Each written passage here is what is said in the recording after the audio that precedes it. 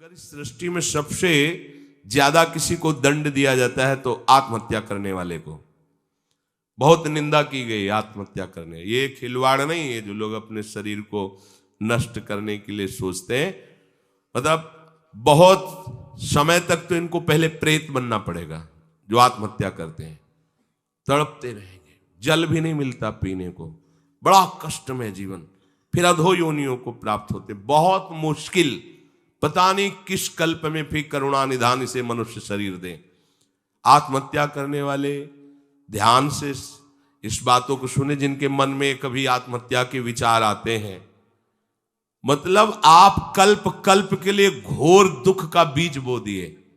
शरीर रोगी है या समय प्रतिकूल है या आप किसी पर विजय नहीं प्राप्त कर पा रहे, परीक्षा में पास नहीं हो पा रहे, या आपके अनुकूल कोई बात नहीं बन रही, तो मरना जरूरी है क्या?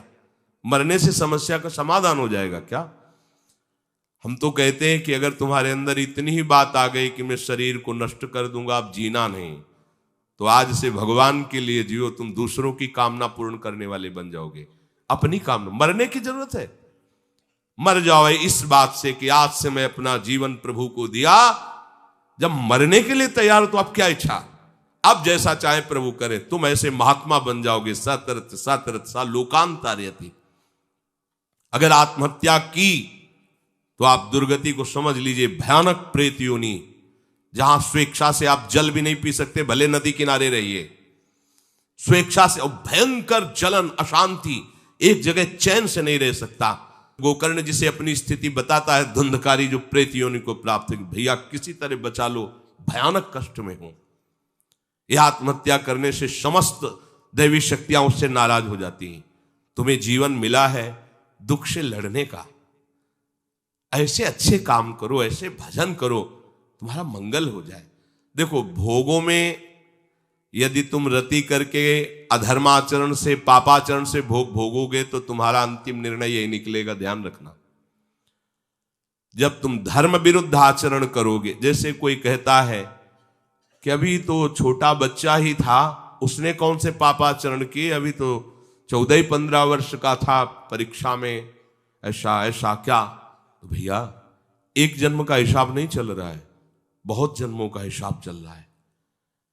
अगर उसके सुकृत काम करते तो माता पिता उसके ऐसे न मिलते कि उसको टॉर्चर करते, तभी तो ऊब गया जीवन से। अब किसको क्या कहें। तो हमें लगता है कि उसके दुष्कृतों के परिणाम स्वरूप ऐसा उसको वातावरण मिल जाता है कि कोई नहीं तो आत्महत्या करने का उत्साह नहीं आना चाहिए। हमें लगता है माता पिता को चाहिए कि अपने बच्चों से ऐसे मित्रता का व्यवहार करें कि उनके दुष्कृत नाश करने वाली भावना हृदय में जागृत हो, ना कि शरीर छोड़ने वाली। कोई बात नहीं, अगर इस बार फेल हो गए हो ना, हम तुम्हें और अच्छा ट्यूशन पढ़ाएंगे। पर वो संसारिक लाभ को ही लाभ जानने वाले जानते हैं, इतना पैसा लगाया बर्बाद। अब वो बेचारा छोटी सी बुद्धि का पूर्व के दुष्कृत परिणाम से प्रेरित हुआ और उसको लगता है मैं आत्महत्या कर लूं। किसानी में सफलता नहीं मिल, लगता है आत्महत्या कर लूं। पति अनुकूल नहीं मिला, लगता है आत्महत्या कर लूं। पत्नी अनुकूल नहीं मिली, बोले ये कोई निराकरण है तुम्हारी समस्या का? समस्या का निराकरण तो विवेक से होता है।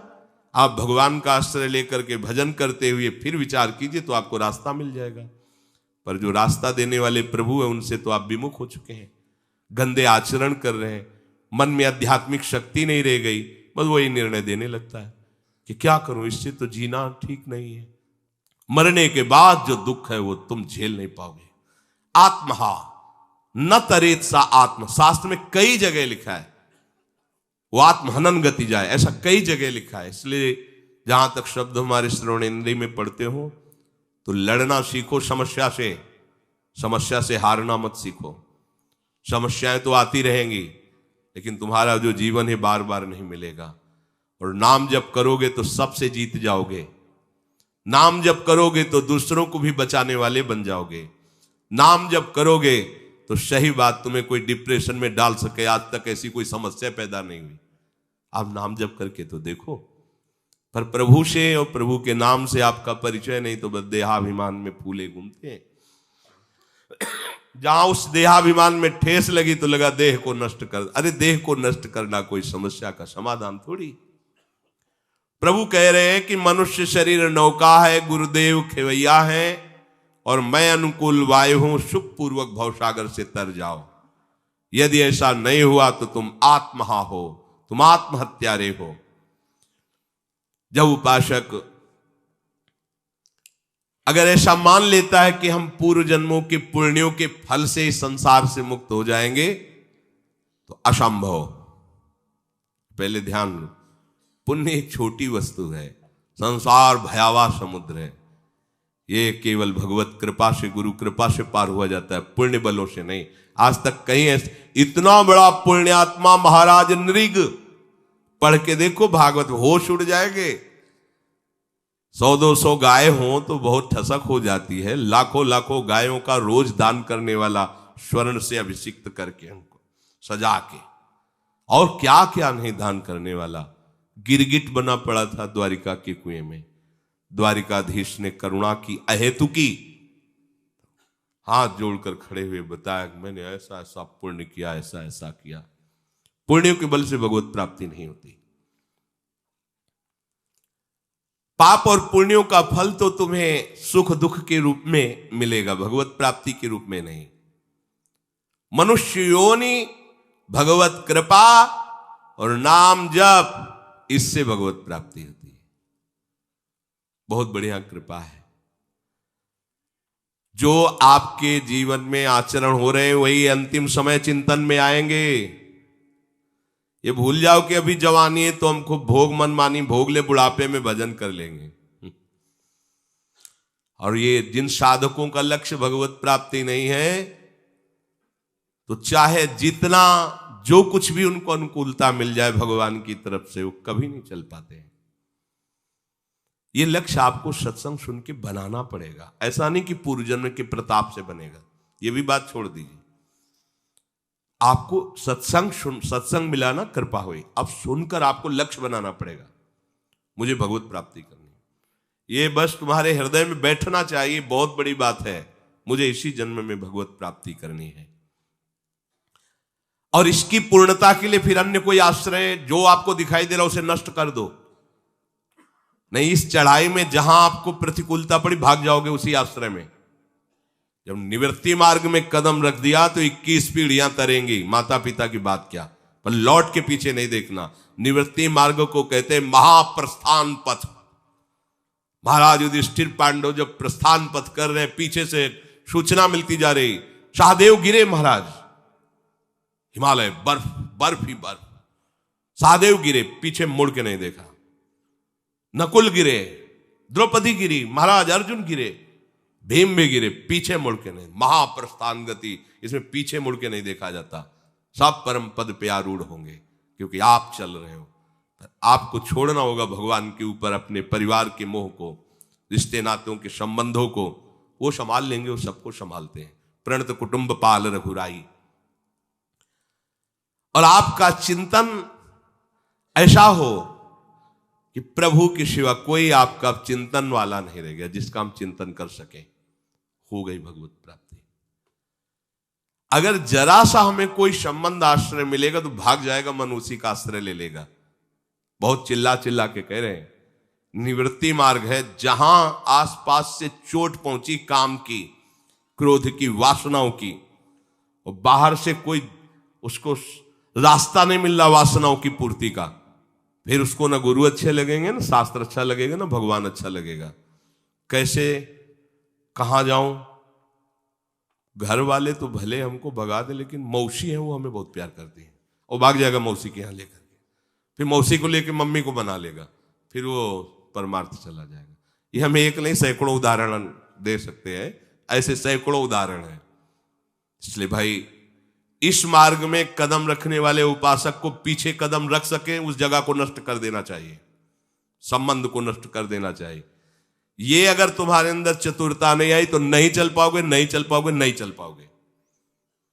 क्योंकि आगे तुम्हें ज्वाला दिखाई देगी, और उस ज्वाला में कदम वही रख सकता है, पीछे का रास्ता है नहीं, अगल बगल कोई रास्ता है नहीं।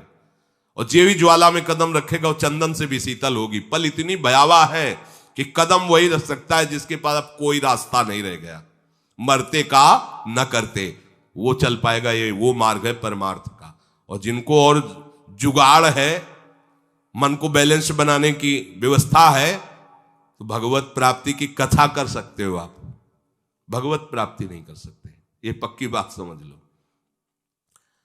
तो जो हम प्रारंभ में चिंतन करते हैं वही मध्य में चिंतन होता है और वही अंत समय आता है।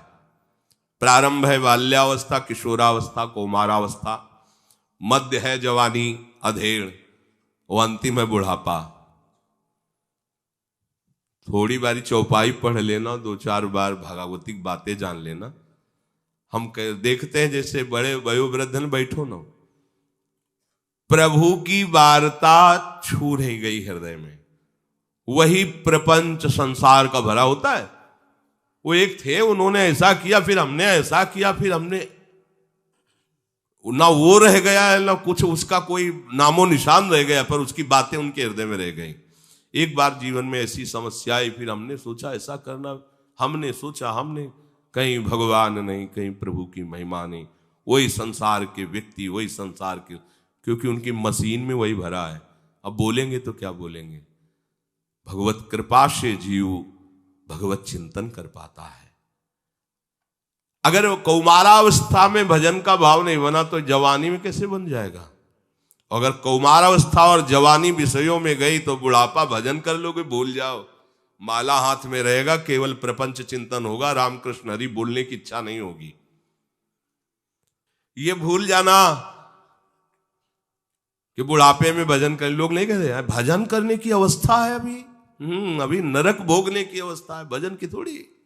सलाह देने वाले ऐसे, ये तिलक लगा, कंठी तो विधवा बांधती हैं, सुहागवती कंठी। ये लो, श्री कृष्ण के नाम पे, अविनाशी दूल्हा के नाम पे कंठी बांधना निषेध।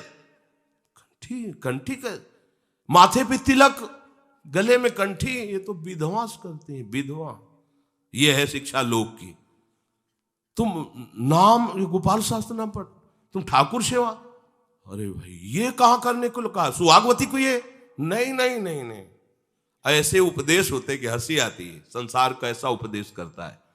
ये जवानी है ना, भगवान ने जवानी दी है भोगने के लिए। हाँ, जवानी दी, बुढ़ापा दिया है कर्मों के भोग के लिए। खखारो और थूको और नरक का चिंतन करो। कहां वृत्ति है। देखो गोपीजन घर गृहस्थी के कार्य करते हुए कृष्ण चरणारविंद का चिंतन, एक एक वृत्ति चिंतन, तो परमहंसों ने प्रणाम किया। आप चाहे बाल्यावस्था को, चाहे यौवन अवस्था के हो, चाहे वृद्धावस्था के हो, आप प्रभु के लाडिले हो, प्रभु की प्राप्ति के लिए मनुष्य जन्म मिला है, आप नाम जप करो। मनसा वचसा दृष्टया गृहतेन्यैरपीन्द्रियैः अहमेव न मत्तोन्यदिति बुद्धध्व मंजसा। मन से, वाणी से, दृष्टि से केवल भजन के कार्य करो। ये संसार भी भगवान का है, इसलिए इसमें जो कार्य करते हो भगवद अर्पित करो। बड़ा सहज स्वरूप भगवत प्राप्ति है। एकादश स्कंद में 9 योगेश्वरों ने वर्णन किया कि शरीर से, मन से, वाणी से, अहंकार से, अनेक जन्मों की आदतों से, संगवश जो भी हो रहा है आपसे, वो सब परम पुरुष प्रभु को समर्पित कर दो। ये सीधा भागवत धर्म है। हर मिनट का कार्य आपको प्रभु के दरबार में हाजिरी देनी। आधा घंटा करो, मन से प्रभु को अर्पित करो। भले वो हल जोत रहे हो, व्यापार कर रहे हो, पोछा लगा रहे हो, कोई कार्य, शरीर से, मन से, वाणी से, इंद्रियों से, चेष्टा से जो हो रहा है भगवत प्राप्ति के लिए, तुम्हें सहज उपाय, उसे प्रभु को अर्पित कर दो। और नाम जितना जप सकते हो नाम जपो। नाम उच्चारण करने में क्या जाता है, राधा राधा राधा, पोछा लगा रहे, जो सोनी लगा रहे राधा, फावड़ा चलाए राधा राधा, जो भी, उसका फल ये होगा कि मुझसे भिन्न कुछ नहीं है, ये आप जान जाओगे। सब कुछ भगवान को अर्पित। देखो, ये अग्नि में सामर्थ्य किसी और में से नहीं। चंदन डालो तो अग्नि में, विष्ठा डालो तो अग्नि में। तुम्हारे सारे शुभ अशुभ कर्मों को भगवत स्वरूप बनाने की सामर्थ्य एकमात्र समर्पण में है। प्रभु को समर्पित होकर कर्म करो, प्रभु के लिए कर्म करो, या कर्म करके प्रभु को समर्पित, बड़ी सुविधा है। बस बीच बीच में भगवत स्मरण करते रहो, हर कर्म को प्रभु को समर्पित करते रहो। इसका प्रभाव ये होगा कि जो दुष्कर्म है वो तुमसे होने ही नहीं लगेंगे। प्रभु की ऐसी कृपा होगी कि हृदय जलने लगेगा, ऐसी जलन होगी कि आपसे गलत काम होंगे ही नहीं। फिर धीरे धीरे कर्ता भाव में भी जलन होने लगेगी, कर्ता भाव भी चला जाएगा। फिर वहीं पहुंच गए जहां पहुंचना था, वासुदेवाश्रम, अभिन्नता आ जाएगी। किसी को एक जगह भी अपनी प्रिय वस्तु मिल जाए तो इतनी प्रसन्नता होती है कि उस प्रियता में भर करके सब जगह डोलता रहता है। भाव ये कि जिस दिन कहीं एक जगह आपका भगवत भाव बन गया, गुरु में, शास्त्र में, धाम में, आचार्य में, नाम में, रूप में, लीला में, सेवा में, किसी एक जगह आपका पक्का भाव बन जाए, मतलब एक ही जगह हो जाए, गुरु साक्षात पर ब्रह्म, अब इनके वचन के अनुसार सब जगह आपको वही अनुभूति हो जाएगी, क्योंकि चराचर में गुरु ही विराजमान है। एक जगह अब तो नाम ही हमारे लिए सब कुछ, नाम पकड़ लिया, जो गुरु जी ने नाम दिया, नाम किसी एक जगह पकड़ लो। या हमारी दुर्दशा है, हम एक जगह नहीं। एक महात्मा कह रहे थे, संसार में एक ही जगह ऐसी है जहां डांट खा करके भी प्रसन्नता होती हो, गुरुदेव। कौन तुम्हें डांटेगा? ऐसे तो लाज जूता झगड़ा झंझट संसार में बहुत हो रहे अपने स्वार्थ के लिए, लेकिन तुम्हें भगवत प्राप्ति हो जाए इसके लिए कौन तुम्हें डांटेगा? तुम नरक जाओ, हमारा काम बनना चाहिए। केवल एक ऐसे गुरुदेव वात्सल्य समुद्र है जो तुम्हें शासन में ले रहे तुम्हारे मंगल के लिए, तुम्हारे कल्याण के लिए, पर अज्ञानी जीव समझ नहीं पाता है। जिसको सब जगह अपने प्यारे का दर्शन करना है तो पहले किसी एक जगह से प्रारंभ कर दो। अगर गृहस्थ में हो तो माता पिता से शुरू करो, मेरी मां मेरे लिए भगवान, बस निष्ठा में आ जाओ, कभी जवाब मत देना। जैसे हम भगवान की अष्टयाम सेवा करते हैं ऐसे आप अपनी मां की करने लगो। अगर भगवत साक्षात्कार ना हो जाए तो बताना। कहीं एक जगह मान लो, एक जगह मान लो फटाक से, कहीं एक जगह मान लो, एक जगह मान लो। सब जगह का मानी संख्या एक जो है वो आपको पूरा सवाल हल कर देगी। किसी एक जगह मान लो अपने प्रभु को, सब जगह है, कहीं एक जगह मान लो। गुरुदेव में, माता पिता में, शास्त्र में, नाम में, प्रभु के रूप में, प्रभु की लीला में, प्रभु की सेवा में, प्रभु के धाम में, एक जगह कोई एक। ये मानने का मतलब निष्ठा। देखो पुंडरीक जी महाराज माता पिता को भगवान मानकर सेवा कर, साक्षात मेरे भगवान। भगवान को चाहा नहीं मिलने के लिए, भगवान आके खड़े हो गए। दर्शन करो, कौन हो? भगवान है, जिनकी भावना से तुम माता पिता की सेवा कर रहे हो। तो थोड़ी सेवा रह गई, पूरा कर दे, फिर मुड़ेंगे आपकी तरफ। ऐसे एक ईंट उठाइए से भगवान ईंट में खड़े। आज भी विठ्ठल भगवान, वैसे विठ्ठल भगवान आज भी खड़े। माता पिता को भगवान माना तो साक्षात भगवान आ गए। कहीं एक जगह मान लो। श्री रामदास काठिया बाबा ने अपने गुरुदेव को भगवान माना, बड़े बड़े संतों ने माना। रात में सोना नहीं, केवल भजन करना है। कोई कंबल नहीं, केवल लंगोटी पे रहना है। थोड़ी आग दे देते थे, बस आंच में समय व्यतीत करो। सर्दी में आग बुझ गई मतलब तुम सो गए, नहीं सोना नहीं। तो ऐसा कुछ हुआ कि आग बुझ गई, वो बैठे ही बैठे ध्यान नहीं दे, क्योंकि अधिक शीतलता में थोड़ी थोड़ी देर में कोयला या लकड़ी रखते रहना पड़ेगा। और ज्यादा आग नहीं देते थे, थोड़ी आग, क्योंकि तुम्हें पूरी रात जगना है, भजन करना है। कितना कड़ा शासन गुरुजनों को होता। एक दिन रात्रि में आग बुझ गई, कहे गुरुदेव थोड़ी आग ले लें, आग बुझ गई। आग बुझ गई इसका मतलब तुम सो गए मतलब भजन से रहित हुए, हमारी आज्ञा का उल्लंघन किया। बहुत उनको नाराज हुए। और काठ, इतना मोटा काठ कमर में बंद, पेट कसा हुआ कि मतलब अगर एक रोटी तो एक ही रोटी जाएगी, दूसरे में टाइट हो जाएगा तो काठ है, कोई रबड़ थोड़ी कि बढ़ जाएगा। और इतना मोटा है कि बाएं लेटो या सीधे लेटो, कैसे भी लेटो, चुभेगा, लेटना नहीं। कितना कठोर दंड। तो ऐसा थोड़ी है कि ये धरी तुम्हारी लंगोटी कमंडल, यार मतलब चैन से सो भी नहीं सकते, भरपेट पा भी नहीं सकते भोजन। ऐसा नहीं हो कि गुरुजी ने पीटा, काठ बंधवा दिया और डांटा, आज के बाद तुम्हें अगर दोबारा अग्नि बुझी तो समझ और गुरुदेव में आ सकते। सिद्ध महापुरुष हुए। आज हम गुरुजन हमें दुलार करके अगर कुछ बताते भी हैं तो हम मानते नहीं। क्यों? हमें भगवत प्राप्ति की इच्छा नहीं। भगवत प्राप्ति की इच्छा है तो फिर हमें अमृत लगने लगेंगे गुरुदेव के वचन। किसी को एक जगह भगवत भाव, एक जगह कहीं कर लो। वैसे तो सर्वान वस्तु तय करनी, पर यहां सिद्धांत में कह रहे अगर एक जगह कर लो तो आनंद की बाढ़ आएगी, फिर उसी बाढ़ में सब जगह भगवत अनुभूति होने लगेगी। जब आनंद की बाढ़ आती है तो उसकी दशा बदलने लगती है। कभी वो चुप शांत दिखाई देता है, कभी वो नाचता है, कभी वो गाता है। वाग्गदगदा द्रवते यस्य चित्तम रुदत्य भीक्षणम हसित क्वचिच्च विलज्य उदगायति नृत्यते च मद्भक्ति युक्तो भुवनम पुनातु। जिसकी वाणी मेरे नाम गुण लीला का गायन करती रहती है उसका हृदय द्रवित हो जाता है। मेरे रूप गुण प्रभाव लीलाओं को गाते गाते उसको रोने आना लगता है। कभी बहुत जोर से चिल्ला के रोने लगता है, कभी हंसने लगता है, कभी लज्जा छोड़कर नाचने लगता है, गाने लगता है। ऐसा मेरा रंग छाता है कि वो मेरा भक्त पूरे त्रिभुवन को पावन करने वाला बन जाता है। मम भक्ति युक्तो भुवनम पुनातु।